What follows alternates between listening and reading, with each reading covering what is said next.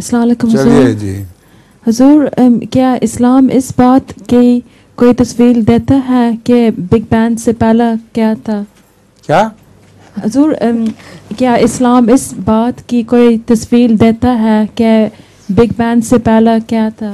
Big bang से big bang big bang से पहले क्या था? बिग बैंग से पहले भी दुनिया थी और कुरान करीम इसके मुतालिक बहुत तफसील से रोशनी डालता है। हर बिग बैंग से पहले भी एक बिग बैंग हुआ करता था, फिर दुनिया बन जाती थी, फिर मिट जाती थी, फिर बन जाती थी। तो कुरान करीम में मैंने अपनी किताब रेवल्यूशन में इसकी तफसील लिखी हुई है, बड़ी वजाहत के साथ बयान हुआ है।